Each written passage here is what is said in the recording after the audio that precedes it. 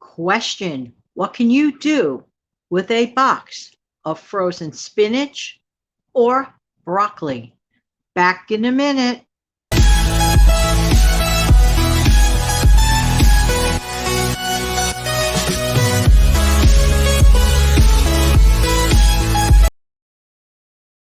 Hi, this is Jan from New York City. My channel name is Jan from New York City Saves Money. How's everybody doing today? I hope everybody's doing well.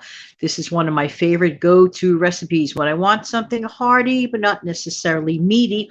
Although if I wanted to, I could add meat to it. What am I talking about? I'm talking about my version of a crustless quiche. Some people may consider it a frittata. It's pretty much similar, but it involves using a block of frozen chopped spinach, or your choice, a block of frozen chopped broccoli. I have done both, and both are amazing.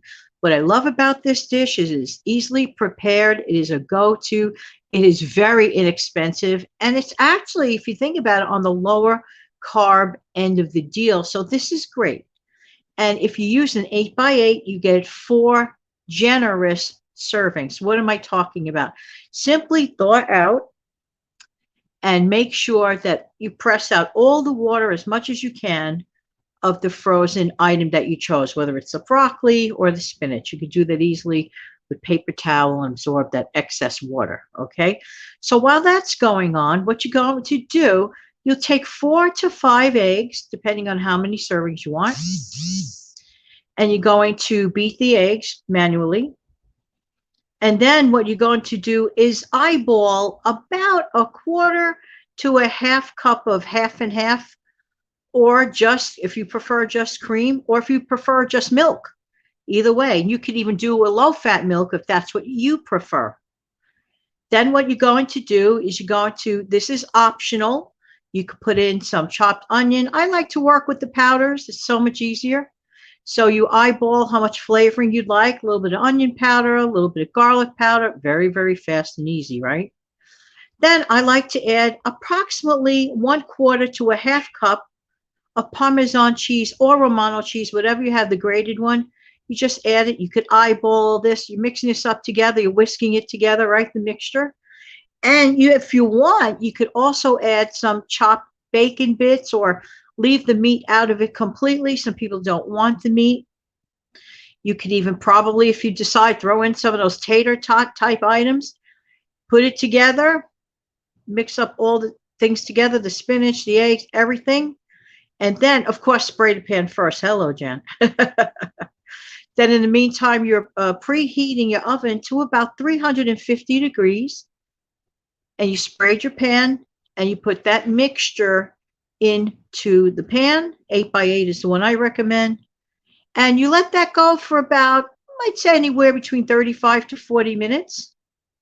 And if you want, you could also throw in some shredded cheddar cheese in that mixture if you want some, extra protein in there, or some mozzarella, or whatever cheese of choice. You could even chop up and shred some Swiss cheese in there to make it truly quiche-ish, if there is such a word, which there isn't. And if you like the flavor of bacon, but you don't want the bacon, you could buy, as I call it, fakin' bacon, and you could enter that into, you could add that, enter, I always say that. Oh, you could add that to your mixture, and then you just bake it off. It is a great go-to meal.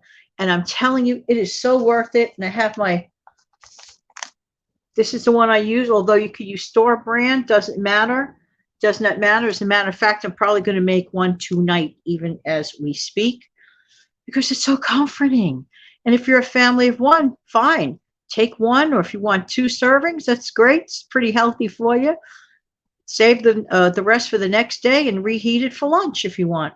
Nothing wrong with that. I have no problem with leftovers, do-overs. I have no problem repeating the same meal 2 days in a row. If it's going to save me money, time, effort, and energy, I have no problem, especially if I really like this. By the way, here's an interesting thing. This can be eaten, it can be eaten warm, it can be eaten, if you want to have it like a little cooled off at room temperature. You could even cut some slices right out of the refrigerator and eat it. I have been known to do it. Just saying, if you try this, please let me know. Or if you've made something similar, please let me know. There you go. I just had to share. In the meantime, this has been Jan from New York City. Thank you so much for viewing. Why? Because I really do appreciate you. Don't forget to tune in on Tuesdays, Wednesdays, and Thursday nights at 7 p.m. for the nighttime version of me. I'm going to get my closing tune and give you away as soon as I find it. Where is it? Be right back.